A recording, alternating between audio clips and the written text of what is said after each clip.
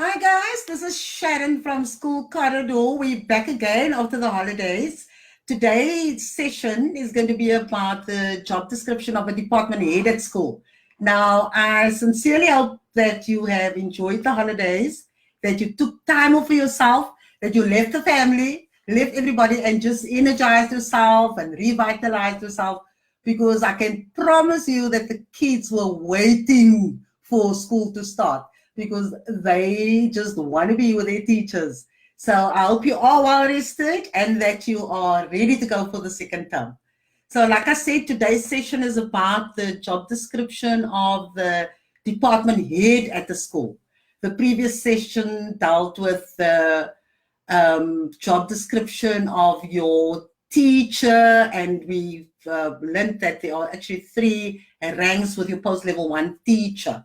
Right, so that is what we covered in today's session. So if you're there, welcome. I'm always glad to be on here talking to you. So if you're in the house, if you're around and you're watching us, then just give me a thumbs up and let me know that you're there. Okay, so I'm going to start immediately. And remember I said in the previous discussion, hi Sunit, lovely. That is like one faithful colleague that I have, you know. Sunit is one of our amazing subject advisors or curriculum advisors, and she's always supporting us. So thanks, Sunit, for joining. You know, remember I said in the previous discussion that we need to understand the legal framework in which we're operating. So you need to know, for example, the Educators Act. You also need to know the South African Schools Act. And then I've referenced the PAM document, because when we look at the job descriptions, you'll find it outlined in the PAM document. And there is a revised copy of the PAM document that was promulgated and then finally published on this in Feb 2018. So when we look at the job description of your department head, I think it is important first for us just to look at the aim of the job. Because I think that is such a meaty section, and I think many of us overlook what the job really entails. You know, people get excited and feel romantic about it. I'm applying for the head of department at the school, and we need to be absolutely sure when we apply for that job, or when we're in the job as a department head, that we know what the job is all about. So I want to first, before I get into the actual job description, just talk about the aim of the job and then unpack that, so that we're very clear about what the overall aim of the job is and what the overall responsibilities are of your department head. Okay, so in the PAM, you'll find the job description, like I said. So the aim of the job is, one, is to engage in classroom teaching, just like your post-level 1 teachers. But the second point is the most important point, I think, because it says the department head is also responsible for the effective functioning of the entire department. So if you're a department head of, say, foundation phase, that means that you are responsible for the effective functioning of every single grade in the foundation phase. Okay, and then the third most important point of the aim of the job is that you have to organize relevant extracurricular activities for, listen to this, for the entire department, and you have to ensure that those curricular activities, extracurricular activities, help to promote the education of all the learners in the department. You see, there's a big shift from being a regular teacher and stepping into the realm of being a school leader and a school manager. So if you're a department head, you are in fact a school manager. You are a school leader, but your leadership and your management will primarily focus on your department, but you will also have input in terms of how the entire school functions. Okay, so I just want to chat to, I think it's important for us to unpack what responsible means. Okay, Responsible, if you are a responsible person, it means you do everything correctly. But remember, we're busy with the education of our children. So if you are responsible for the effective functioning of the entire department that you're heading, then it means you are accountable. You have a legal responsibility and legal duty. You are liable for all the educational activities that take place in that department. So that is a massive responsibility. But if one wants to be a school leader, then obviously you would have looked at that. It's not about you only now. It's about you functioning at the highest level and making sure that the rest of your department functions equally well or even better. Okay. I want to also look at the word effective, because a lot of us confuse the words effective and efficient. Now the aim of the job says you must ensure that there is the effective functioning of the department. Not only the efficient functioning of the department, but the effective functioning. So if you look at the word effective means that you are doing the right things. In other words, there are goals and there are outcomes, and you are making sure that those goals and those outcomes, they would be your educational goals.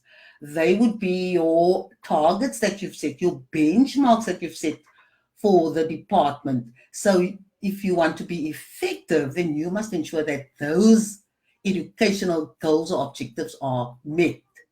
If we speak about efficiency, then you basically saying you want to make sure that you are doing things right. In other words, you're making sure that all the tasks happen, that people do things on time, that they are doing teaching the right material, the curriculum, and so forth. So that is sort of the key difference, I may be putting my foot in here, but a lot of our school heads, not only the department head, would often sort of gravitate towards being efficient. In other words, you can go to a school and you find the files are organized, things are laminated, posters on the wall, lovely sayings, quotations that will tell you that they really care about the learner. So they'll make sure all those things are happening. That is when you are efficient, right?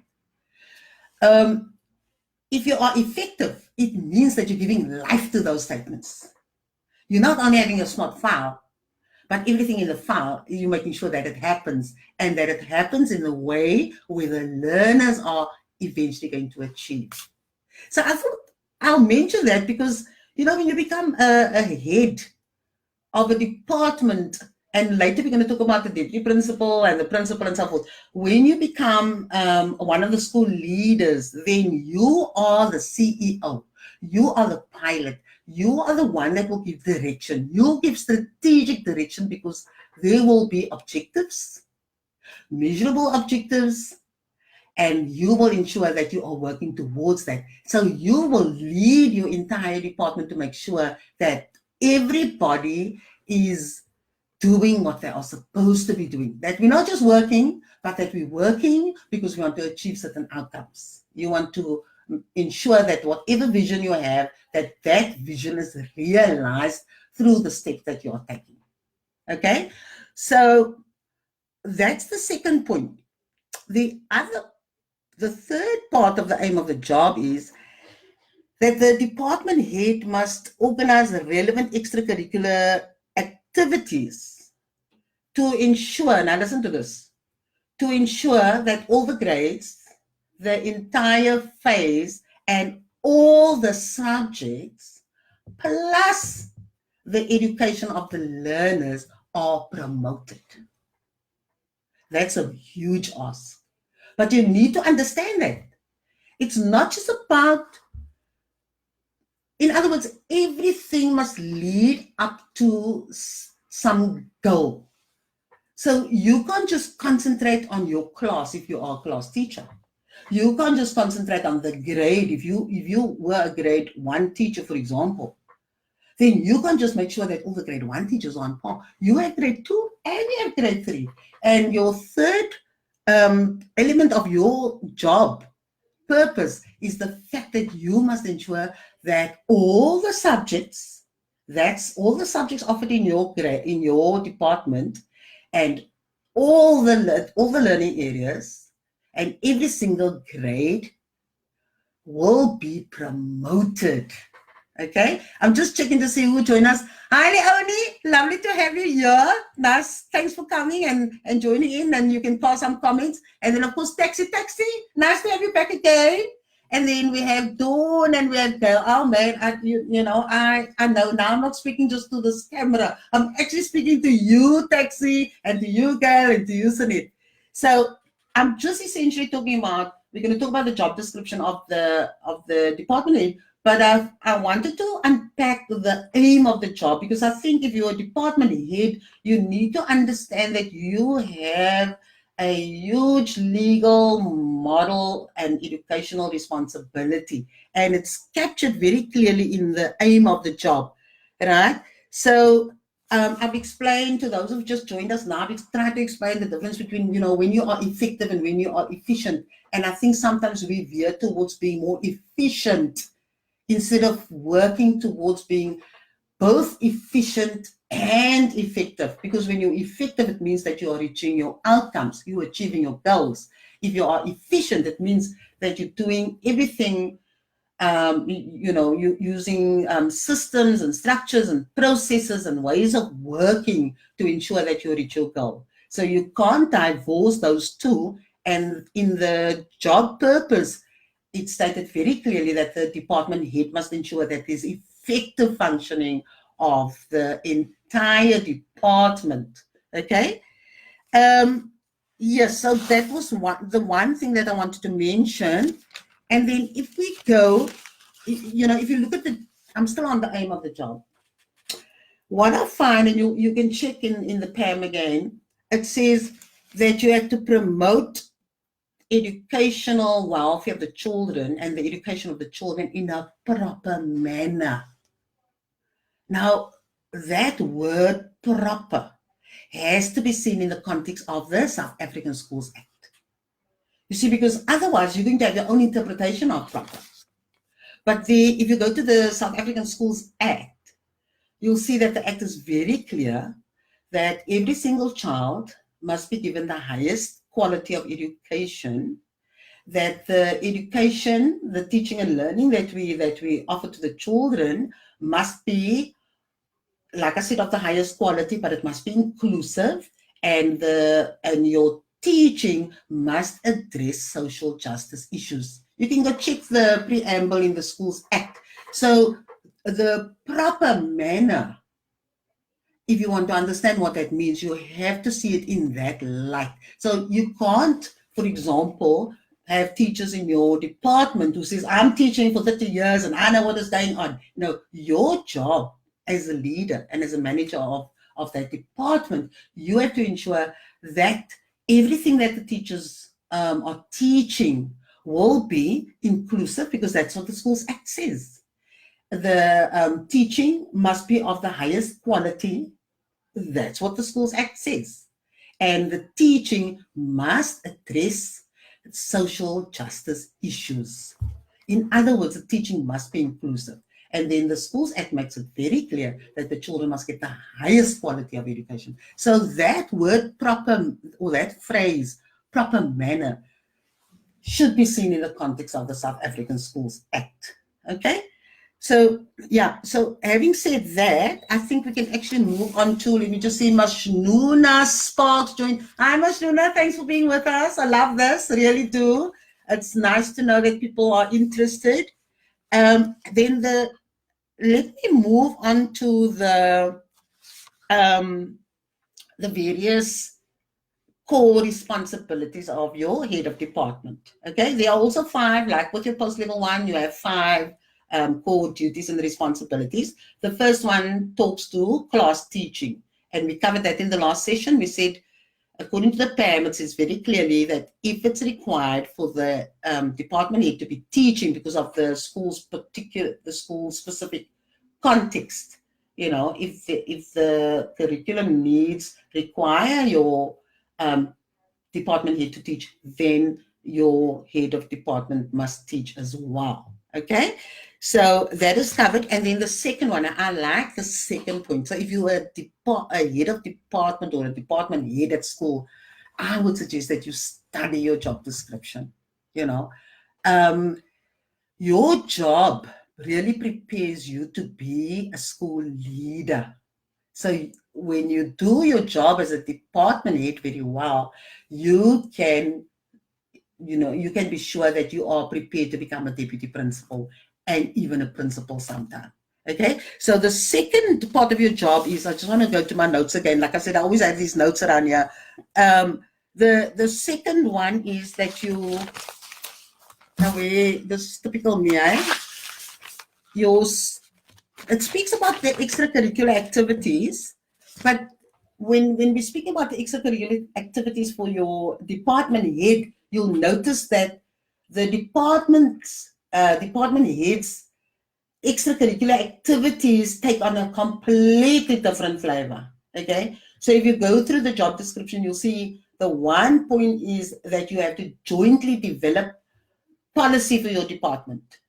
In other words, you must be able to write a policy. You need to understand the concept of policy. You need to understand what a policy contains. But you have to do that in consultation and in collaboration with the rest of your department.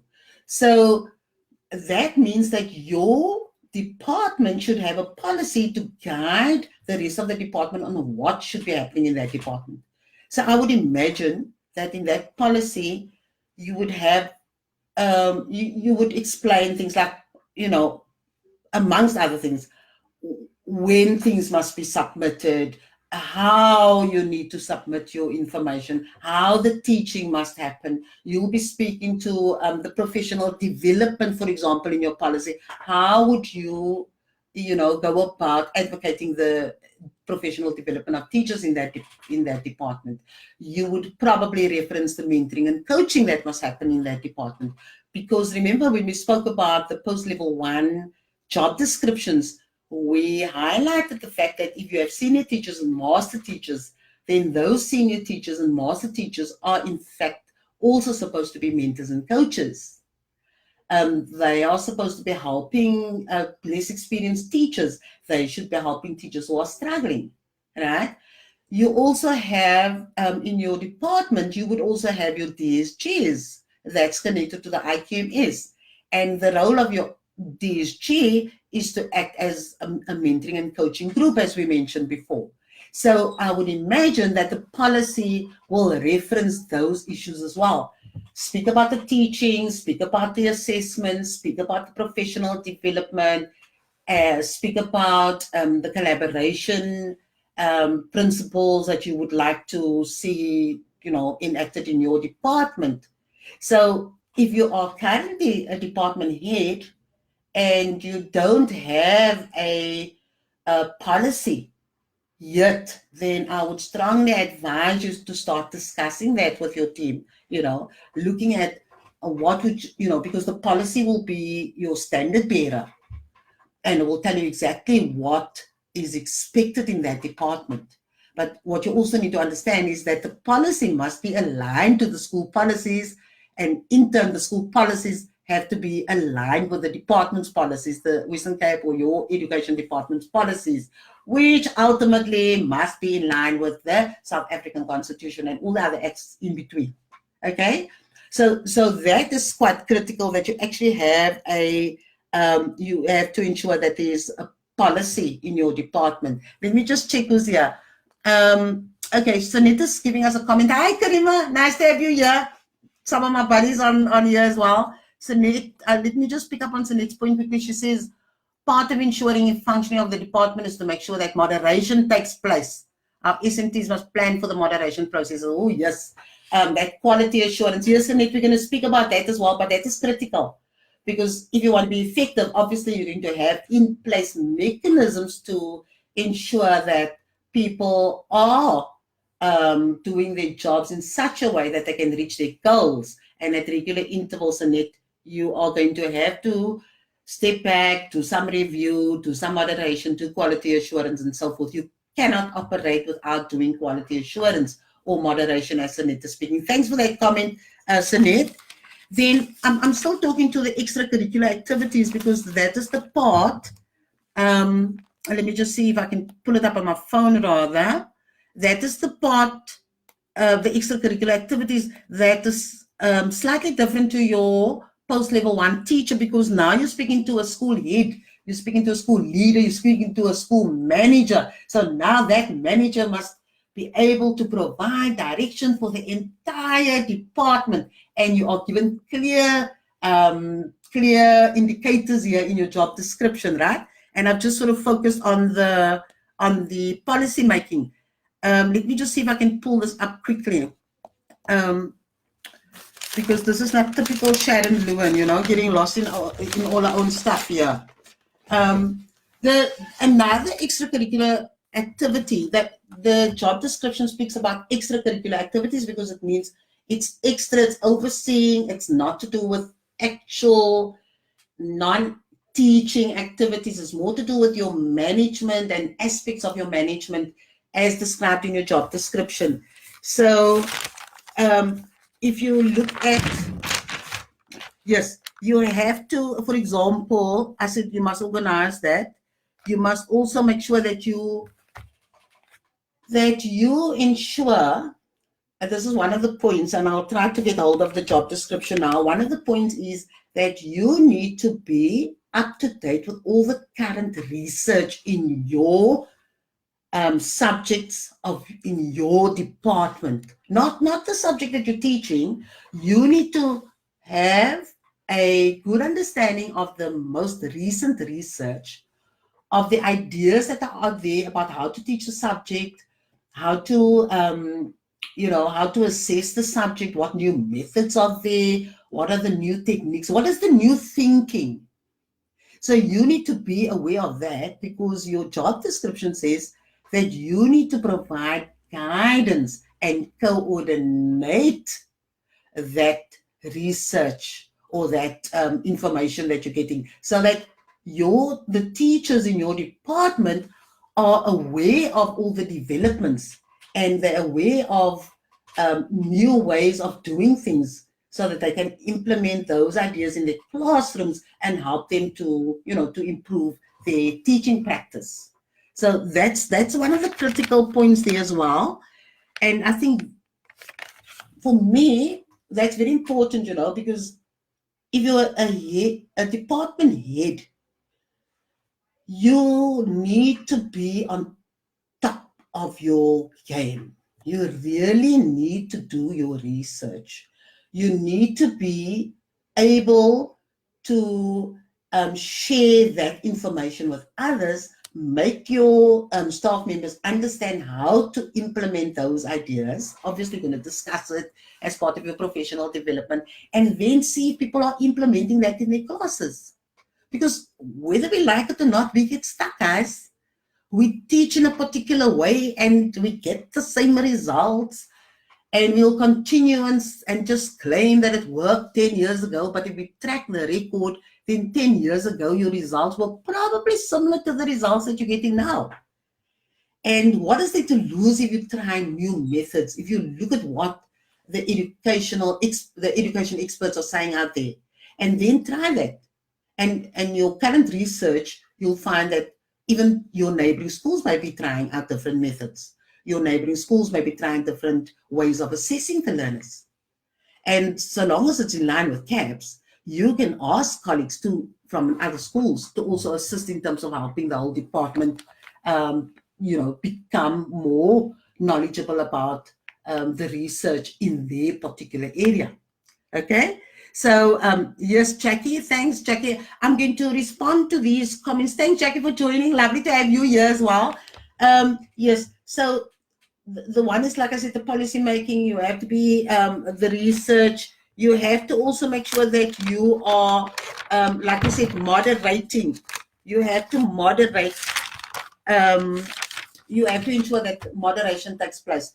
You must, as a head of department, you must be able to, you must ensure that a high standard is applied when teachers set their question papers, for example, their tests and their assessments. You are the one who must quality assure that.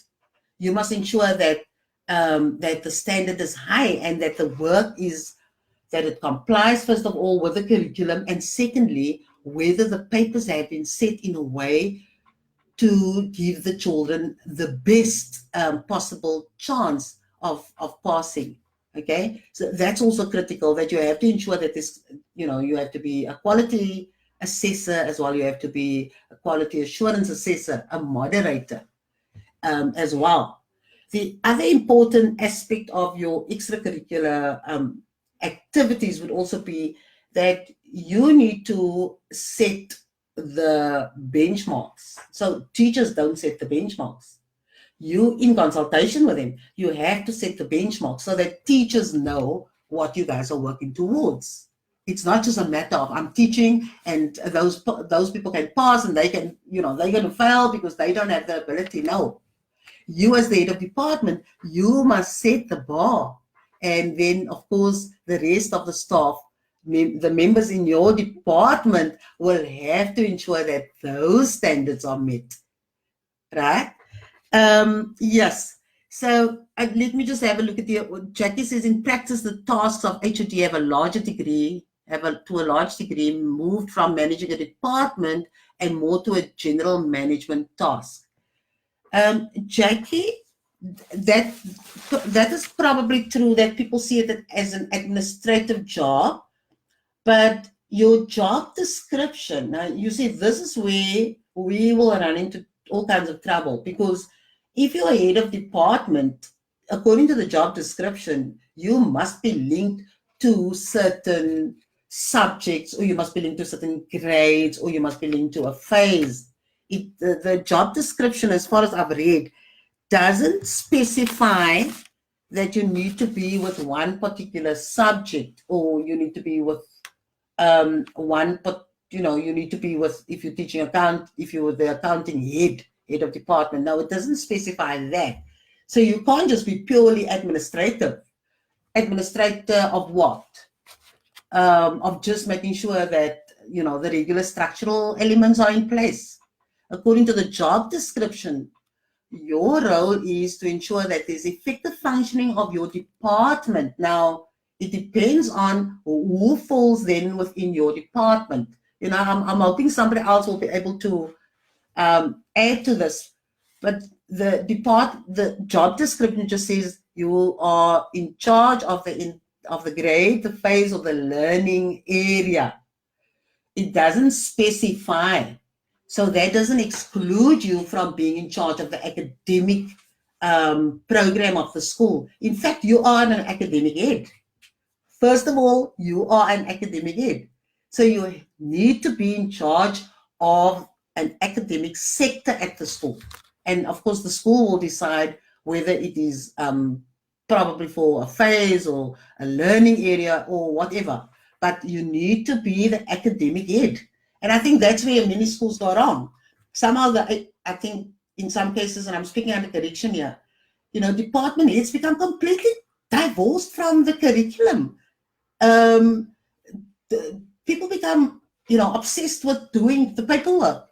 And we've been employed, if we are department heads, to ensure that we get the children to perform well. They are supposed to achieve. Now, if that's in your job description, then just running around and making sure that the infrastructural elements are in place would be one part of your job. But then it means that you are neglecting to feed into the main part of your job, as far as I'm concerned, and that is to see that there is academic excellence. Okay, I hope that answers. Otherwise, you can, if people want to make comments, then you can. If you speak about the fact that you also have to I spoke about the fact that you need to be on top of your game in terms of the research.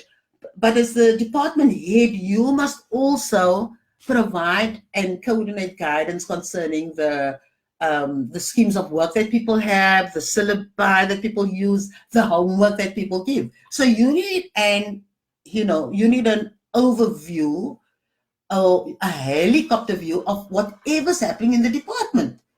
So you need to know what is happening in a particular grade, for example. You need to know what homework is given. You need to know whether that homework is effective, whether the homework that is given is in fact a consolidation of what was being taught, whether that homework is a form of intervention, whether that homework is an extension of what the children were taught. So your job as a head of department isn't just, like I said, and I think this speaks to what you're asking, Jackie. It's not just the administrative part where you say, okay, Sharon gave homework. No, it's not about that. It's about Sharon as a teacher gave homework, but how does that homework help to enhance the learning experience of the learners? So that is what the department head needs to understand. It's not about just the content. It's really about how does it help to ensure that the learners are learning best and not about the volume of the work only. Okay. Other things that a department head has to make sure that has to oversee is the fact that is remedial work being done. When we speak about remedial work, is it infused in the lesson? Can you see it in the teacher's planning? Because you have to see the teacher's syllabi. You have to see the teacher's scheme of work, which I would imagine effectively means you have to see what the teacher's planning is like. So do you see remedial work in there? Will the remedial work talk to particular challenges that the children have? Will it be part of the intervention? Is the intervention integrated in the lesson? That's part of your role as a department head. It's not about just having, after classes, after school and saying, we're running a maths class for grade 1, we're running a maths class for grade 2, or language class for this grade and that grade. No. The South African School Act is very clear that the education that our children are receiving must be inclusive. So that means that those aspects of interventions and remedial work should all be integrated in the lesson. And as a department head, you have to ensure that you see those lesson plans and you have to give guidance in terms of those lesson plans. It's there right in your job description. Okay. Another point, I suppose that I can raise. Brian, thanks for joining, Brian. Lovely to have you, our school safety head. Marvelous person. And then, of course, I see Dawn. I did say hi to Dawn. I think I said hi to everybody thus far. Granville, stand up. Imagine that. Hi, Granville. My director is on the Facebook live stream. I'm like fascinated. And I'm sure tomorrow is going to say, Sharon, this, that, and the other. But thanks, Granville, for joining. Thanks for always being so sort of like there to help everybody else. Back to the extracurricular activities. You must, another point that is very important is that you must provide and coordinate the educational welfare of learners in the department. You see, a department head, as a past department head as well, it's a huge responsibility. It's not about just moving from post level 1 to post level 2. It's really about saying, I want to lead a group of teachers, be so awesome and be such exceptional teachers so that the learners are in my department excel. So you have to lead people, you have to guide your staff members. You can't just manage. You see, managing is making sure that it happens. You're a leader and you're a manager. But as soon as you become a department head, you go into a leadership position. In other words, you have to understand the complexities of education. You have to understand how our whole system works. You can't just be concentrating on your own little area now. Now you have to get the whole ecosystem. You need to understand the whole system. If I'm repeating myself here, yes, but you have to see the whole system and say, okay, how do all these parts connect? How do they all work together so that we can achieve the outcomes that we want? That's your role as a department head. It's not a walk in the park to be a department head. It's really about stretching and thinking beyond your classroom situation and always asking yourself, how can we improve? How can we up our game so that the learners achieve? So when your job description speaks about that you have to ensure that you have to provide and coordinate the educational welfare of learners in the department, then it means you need to have your finger on the pulse of things. You need to know who's not achieving. You need to know the numbers. You need to do data analysis. You need to know at the end of each term, for example, you need to know how many children are doing very well, how many children are coping. Those are the average kids. And then you also need to know who are the children who are struggling. Because if the children are struggling, then it means that you, as the head of that department, will have to ask how are we going to intervene? How are we going to remediate the situation? And that sort of joins up with your other point that I mentioned, that you need to know what the assessment is, what the remedial program is, what the homework is. So those are the kinds of conversations,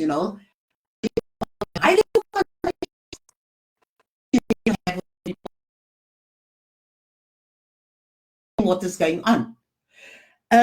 Then, yes, I've covered the extracurricular activities of the head. And in some, it just means that you need to have you're in an oversight role. You need to know exactly what is happening in your department. It doesn't mean you need to know all the content. That is not what your job description is saying. It doesn't mean that you need to know how to teach that particular class. You've got teachers there. You've got your team members in the class. You've got your senior and your master teachers there. And they know the children best. You just need to ask the right questions. You need to ask, are we providing the highest quality education for the children? Is it reflected in the content that we're providing? Is it reflected in the way the children are performing? Those are the questions you need to ask. It's not about you giving all the answers. Teachers in your department are exceptional. They are qualified. They are experienced to deliver the curriculum. Your job is just to ensure that the curriculum is delivered optimally. That at the end of the day, every single child is getting quality learning experience, because the teachers are doing their best in terms of making sure they're catering for all the learners. Okay, I think that sort of covers that part. The third duty of a department head speaks to the control and the monitoring. You see, the first one I mentioned is just the teaching. The second one is having that oversight role, understanding exactly how to put the nuts and bolts together so that you have a good, healthy environment where teaching and learning can take place. That was the second point. And then the third point is it speaks to control and monitoring. You see, it's not the whole job. The third duty speaks to control and monitoring. Here you can control everything. Here you're going to check you're going to check the tests. Are they marked? You're going to check, is the planning done? You are going to check, did the teachers give the right number of assessments? You're going to check on things like mark sheets. You're going to check on, are the memoranda to the test, are the memoranda to the examinations. Those are the easy things, because that means somebody might just submit it to you. You're going to use your checklist and you're going to tick off, yes, all the content is correct.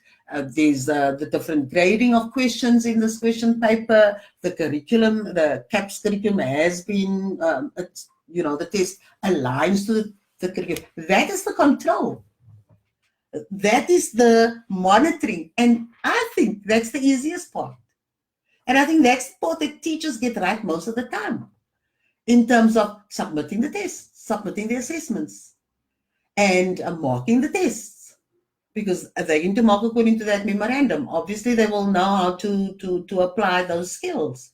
So that, the third duty or responsibility of the department head is probably the easiest one, because there it's really just a paper check. Okay, so, and I think most of our department heads understand that very well. In fact, can I be so bold to say that some of us are even stuck there? Some of us just think that we operate at our best when we must get in papers and record books and mark sheets from teachers, and that we have to mark it and make sure that we can account for that marking. So some of us are doing very well in that area. I think the area that department heads need to concentrate on is that second one that I spoke about, but we can come back to that later. Okay. Then the next duty and responsibility that your department head has is about personnel. Now, I think this is also very important. Okay.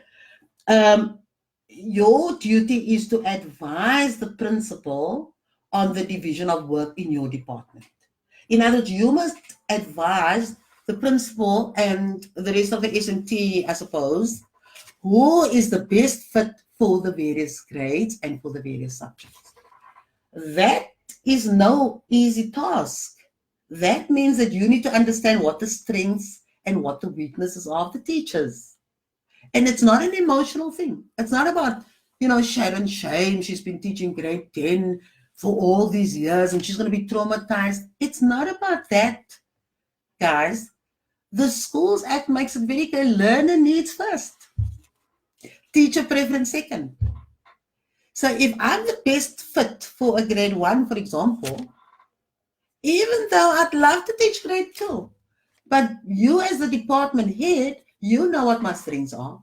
You know what I'm capable of doing. You know best where I'm going to shine. And you know which learners will benefit most from the way I teach and the information that I'm going to give them. So you have to advise the principal on that.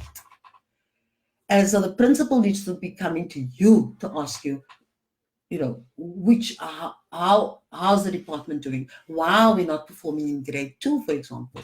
What's happening in grade 2? Why are we getting stuck in grade 2? Why are the children floundering when they get to grade 2? Why are the children floundering when they get to grade 4? What's happening? In terms of the learners, besides the learners, they're having that transition from 3 to 4, is there perhaps a need for us to reshuffle teachers? And then you as the department head has to advise the principal based on what you know is happening in your department. So I think that is something that department heads have to understand, and even principals. Principals have to empower department heads and listen to their voices, because those are the people on the ground with the teams. Those are the people, there's an expectation, a legal expectation, that the department head knows what is happening in the department, so that that person can be the advisor to the principal. Okay, that is quite critical. Another part under personnel is that, and I think this is the easy part, because this is the part we get right most of the time, and that is that we need to be involved in agreed appraisal processes. Now we know we've got the IQMS, right?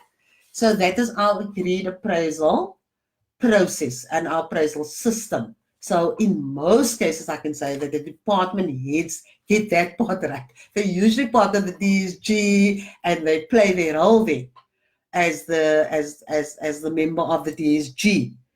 But added to that is that the department head must ensure that everybody, all the staff members in that department, regularly review their professional practice. In other words, the department head must ensure that people do self-reflection, that they must be reviewed. That is why I said at the beginning, those hard questions that you have to ask about, what are we doing? Not you doing something wrong, Sharon. It's like, what are we doing? And if this is the outcome, if this is the result of what we're doing in the classroom, and many of our children are not achieving, then as a department head, you have to ask, okay, so how can we do things differently? Where are the gaps? How can we address those gaps so that the children can benefit from it? And that is a critical point as well. Okay.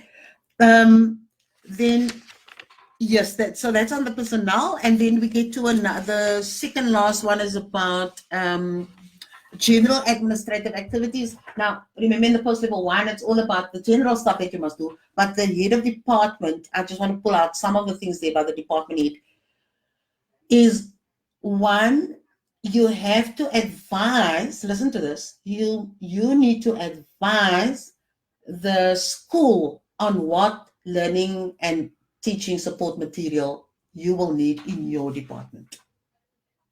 Not, we're just going to buy that. You need to advise, what do we need, what textbooks, after doing the research on the textbooks, after checking if they're all on the prescribed list that we normally get.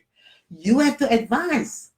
And if you want to up your game if you want teachers to shine in the classes, you have to check, do they have all the resources to make teaching effective for the children?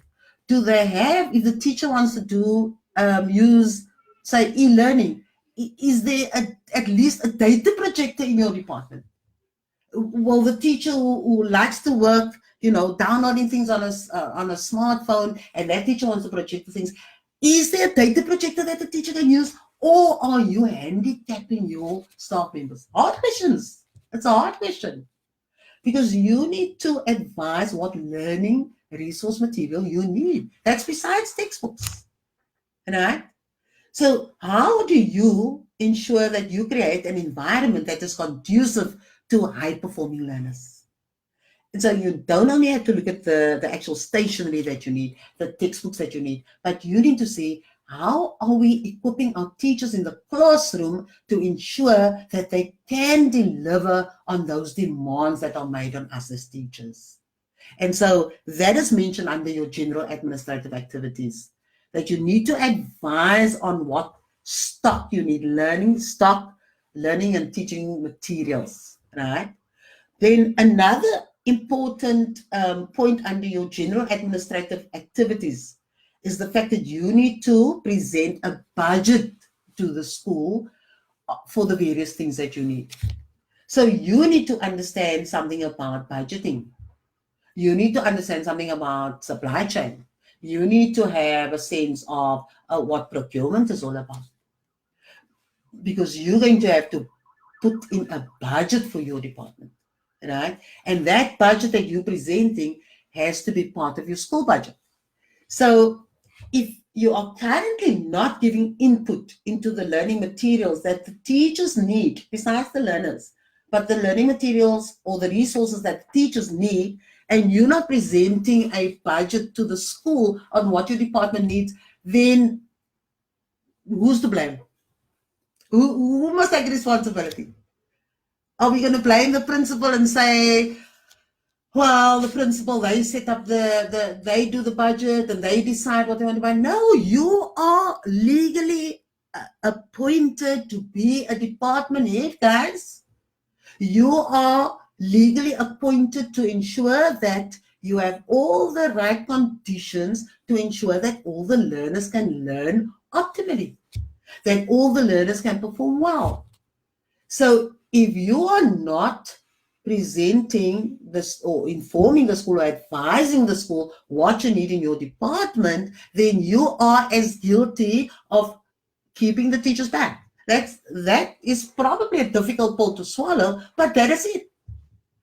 We have to help the teachers bring out the best in them. So if the teacher's getting stuck because the teacher doesn't have access to, enough paper, enough textbooks, the teacher doesn't have library books in the classroom to get the children to read, we know we're struggling with our reading. If there's no classroom library, do you know who should be seen to that? You as the department head. You must ensure that those learning materials are available for the teachers. So you need to make an assessment of what you need.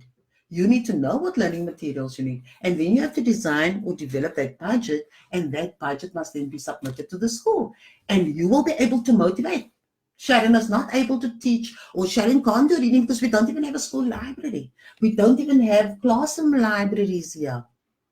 So how are we going to ensure that the children read if we don't even have reading material in our classes?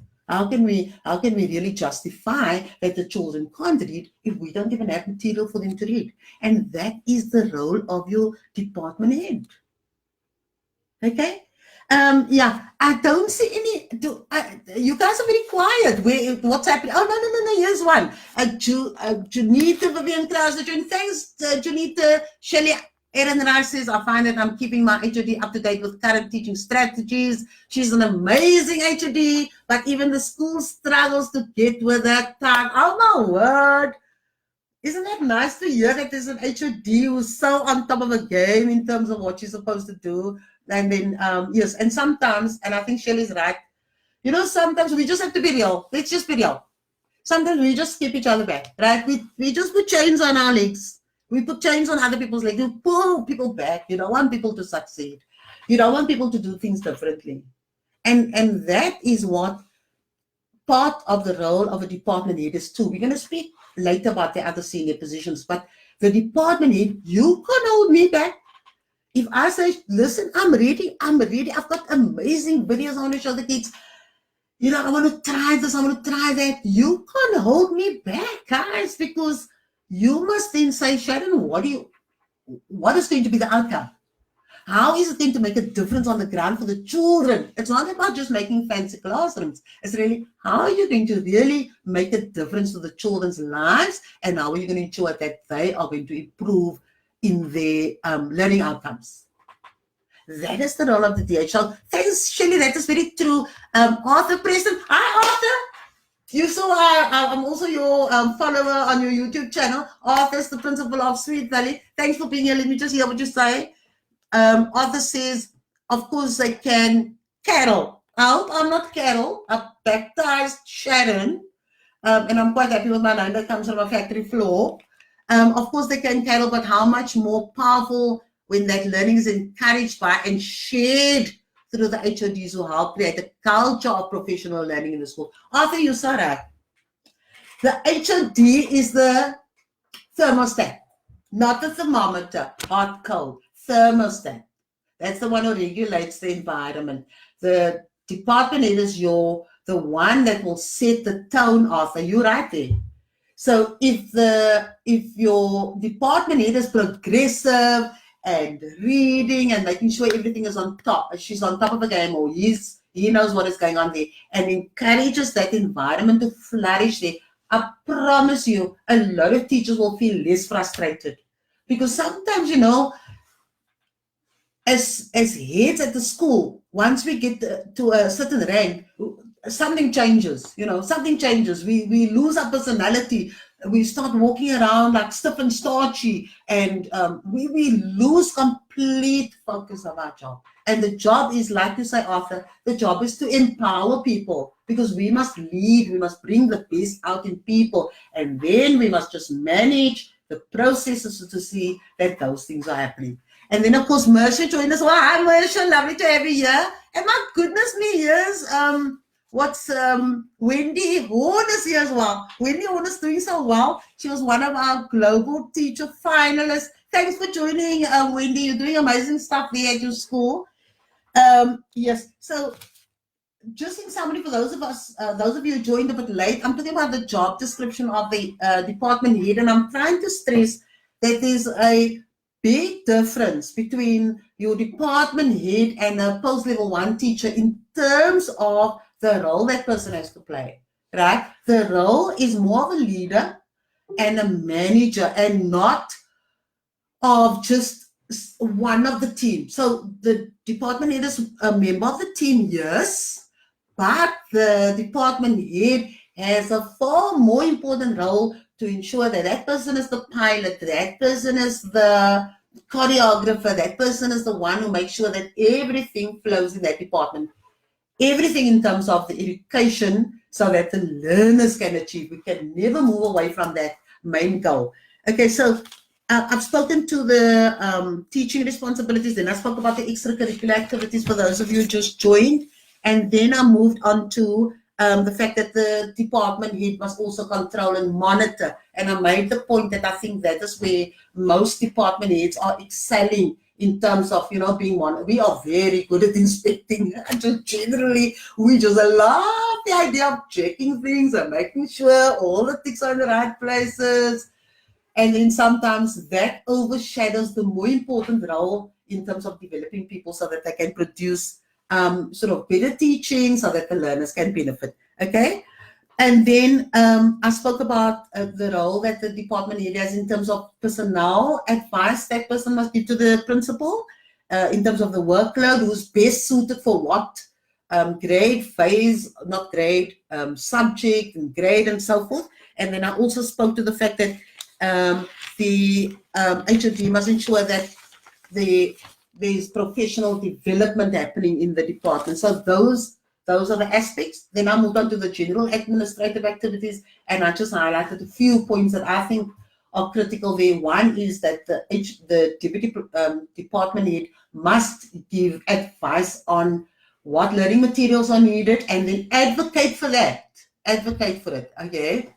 And then I used a number of examples. Then I spoke about the department head also being able to draw up a budget and presenting that budget, because that is the person who knows exactly what is happening in that department and which gaps are present in that department and how that can be alleviated by good teaching, and of course when you give the resources to the teachers as well. Okay, so there are quite a few points under the administrative part, but I thought those are the critical ones. And then I spoke about the personnel, and then under the general administrative duties, you'll see that the department head is also should also substitute for the principal. That is very important. That sometimes the department head will have to stand in or substitute for the principal if the principal is not there and there's no deputy principal at the school. Now, that is important for the department heads to know, because, sometimes we get so caught up in our little world that we forget we're supposed to have besides having a helicopter view of what's happening in our department, we don't know what is happening in the rest of the school. Now, if you're a department head, you must know intimately what is happening in your area, but you must also know what is happening in the rest of the school, because part of your job is that you can be given that delegated responsibility to act on behalf of the principal if the principal is off the premises, ill for whatever legal reason, and then of course if there's no deputy, you automatically have to fill that role. Okay, and then the last duty that we can speak about the department heads is the fact that it's communication, right? So the point that I want to just extract from that is that the department head is also often going to have to represent the principal in public. Now, that's very important because, I don't know, when people are not the principal, then some of them have all these strange conversations. It's the principal's fault. It's the deputy principal's fault. You are a delegated rep of the principal. So when you're having those conversations and just passing blame and all that, you are showing that you need to do a lot of growing up because you are a school leader. Your job is not to run the principal down. I'm not saying don't criticize the principal. I'm saying you are as responsible for the effective running of the school as well as for your department. And that is something that department heads must understand. Then we will stop wanting to pass the blame from one person to another person. If the school is underperforming, who must take responsibility? First, the principal. The principal is the accounting officer. Then who's next in line? All the people are the SMT. Every single department head and the deputy principal. And who else is responsible? The teachers. That is how it works. We can't farm out the responsibility. We can't say it's not our responsibility. And especially with the department head, if you want to be a true leader and a good leader, and you want to be a good manager, you have to accept all the responsibilities in your job description, and you can't cherry pick.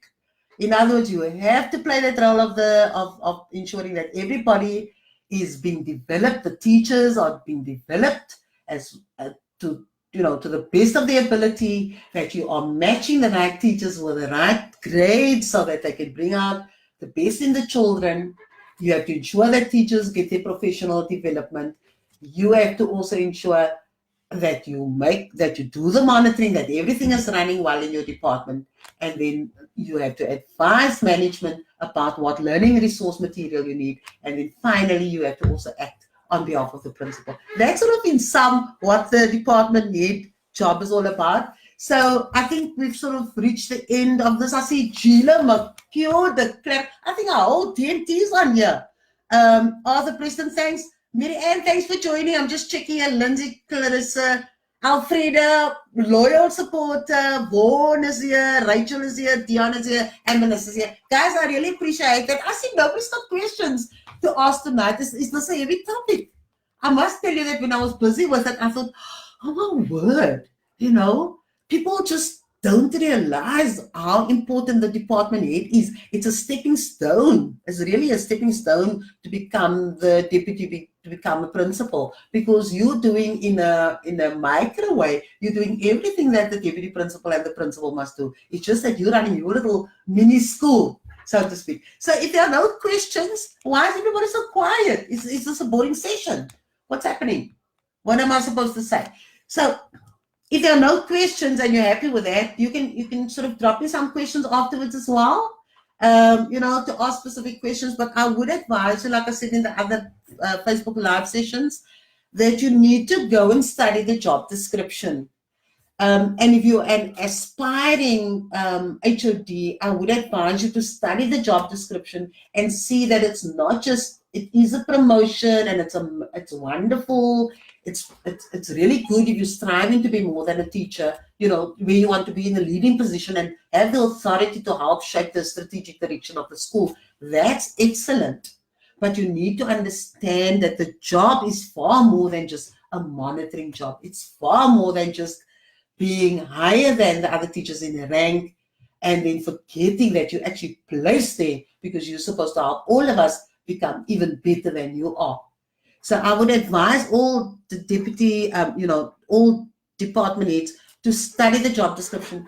I would, in fact, advise principals, if you're not too familiar with the job descriptions of a department head, I would advise you to actually study the department head job description and have this discussion with your heads of department, discuss and say, what are we doing well in terms of our job description? What have we achieved? What are the gaps? And then open the door for that conversation. Because whenever we are doing that reflection, we only become better. It's not about blaming or whatever. It's about always trying to lift our game so that the children can, of course, achieve at the end of the day. So, yes, on that note, I just want to say, I hope you're still enjoying the series. We're busy with the job descriptions. I'll tackle the deputy principal job. I think next week I'll do the deputy principal, and then afterwards we'll do the principal's job description as well. But I hope you're learning something that I'm giving you food for thought as well. And then those of you who are joining, I love this when you join. It just shows that you are, we're a community. We're a school corridor community, and I love that. So thanks very much for being around. And then you have as much fun helping our learners become the amazing people that we want them to be. So just continue flying along those corridors and create magic wherever you go. Cheerio.